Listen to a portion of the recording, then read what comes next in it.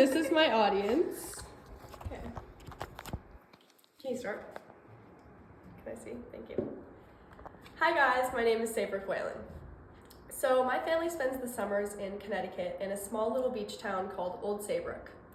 And we live in a neighborhood called Great Hammock Beach, which is shaped like a horseshoe with just family and family friends in it.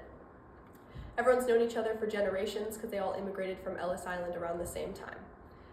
So when we go there, I have a lot of cousins, and a lot of them are older than me. There's Ella and her brother Jaden, Griff, and my older brother Oliver, and there's a lot that are younger than me, too many to name.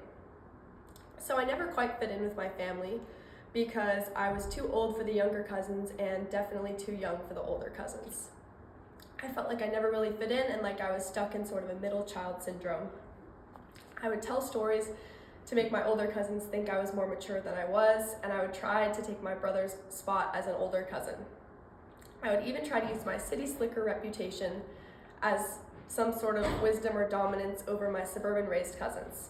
These tactics of course failed, and I never really hung out with the older kids. But then everything changed. On this particular summer, I had about a week and a half to myself before my other cousins got there. I spent a lot of time alone in the ocean, listening to music, reading, drawing, painting, and spending time with my mom, who is my inspiration. Once my cousins arrived, they sort of gravitated towards me like they hadn't before, almost as though they could sense that I wasn't trying as hard to be someone that I thought they wanted me to be. They laughed at my jokes, they told their friends about me, and even my older brother Oliver wanted to spend time with me. I got very close with everyone individually. Me and Ella had always been best friends during the summertime, but at this point I knew we'd be best friends year-round, every year. Me and Griff spent a lot of time together, and sometimes he would even join me and Ella's girl chats. Me and Jaden spent a lot of time together, and he always wanted to hang out no matter what we were doing, and he grew very protective over me, and that's how I knew he cared. Even my brother liked spending time with me. We would go to Dairy Queen almost every night and go on long drives listening to music. My mom called us the Fantastic Five.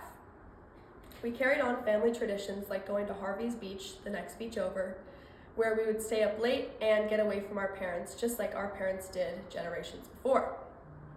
We would hang out in the same tall, big lifeguard chair that our parents did in the 80s. Each day, I woke up feeling excited and hopeful for the day that was to come. And these feelings felt very foreign to me, as I had felt dull for a long time. As I became more integrated with the older cousins, I realized I had become one of the older cousins, as I was really growing up. This gave me a newfound sense of freedom that I was really cherishing. This freedom let me step back from my busy life in San Francisco and really get to know myself and dig a little deeper. I realized that authenticity is the value that I cherish the most about myself, and after letting go of my worries about how people would perceive me or if they wouldn't like me, I was able to learn more about myself and reestablish my key values.